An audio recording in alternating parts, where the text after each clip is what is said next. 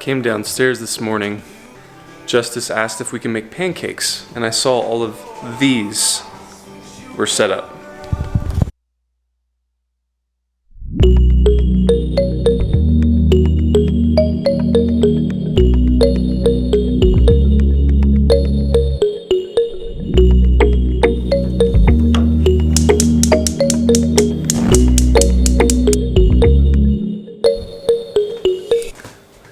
Got a little too close to the fire.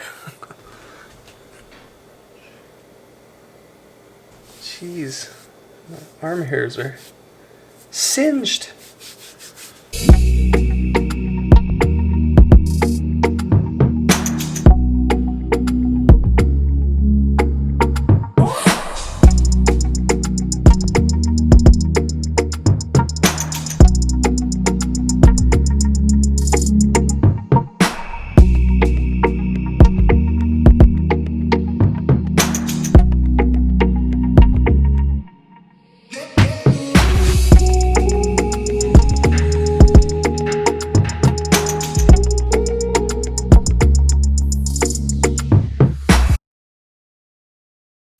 I had to wait about 45 minutes in line to get some ammo. This is the last box of 9mm that they had.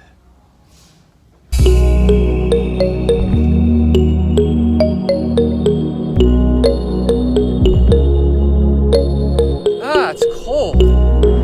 A proper cold day here in Colorado.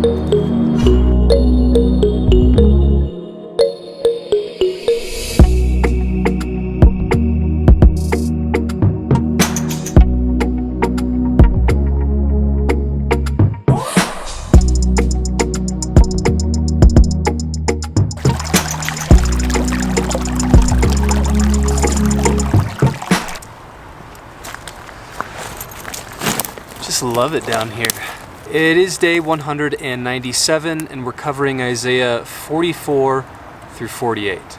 We're really only going to focus on the end of chapter 44 and the beginning of chapter 45 that talk about King Cyrus the Great.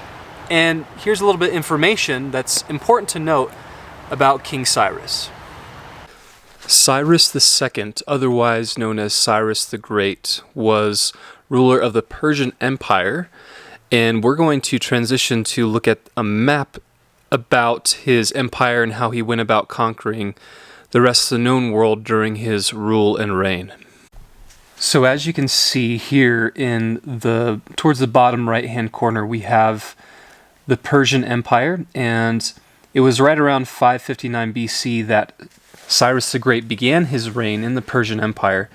And what we see here is he then went into Media and overtook this empire. As you can see, is much larger than the Persian Empire, and that was significant. And once he took over the Median Empire, essentially what happens is a new empire gets formed. It's called the Medo-Persian Empire. And upon that inception of the Medo-Persian Empire, then we see that God uses Cyrus the Great to then conquer Babylon here in all of this region. Primarily the city of Babylon, but the entire Babylon is nation, or entire empire of Babylon as well. And as a result, not just for the Jews, but all the other people that would have been taken captive by the Babylonians, Cyrus allows back to their homelands. And that's really how God uses Cyrus. And then they continued in conquest to Lydia. But eventually, over time, under Cyrus's rule, the entire Persian Empire encompasses really this entire border land. And God uses Cyrus to accomplish all of this work. And the main lesson that we learn about God's involvement in using Cyrus the Great is not necessarily how great Cyrus himself was to be used by God in this way. Like, you think about Cyrus, he was a pagan king who worshipped pagan gods, but yet God slaps on this anointed title upon him that would really only go to priests, prophets, kings, and ultimately Jesus, the Messiah. And it, once again, is not to show how cool Cyrus was, but rather how incredible God is, that he can use anyone that he wants to use. Like verse 12 through 13 of Isaiah 45 really encapsulates this well. I am the Lord, and there is no other besides me, there is no God. I equip you, though you do not know me, that people may know from the rising of the sun and from the west that there is none besides me. I am the Lord, and there is no other. I form light and create darkness. I make well-being and create calamity. I am the Lord who does all these things. So we just see God's amazing power that he uses a pagan king, calls him his anointed, and does what he pleases with him to accomplish a significant work of redemption amongst his people. There was a girl screaming and cursing in the background. I hope that didn't get in the vlog.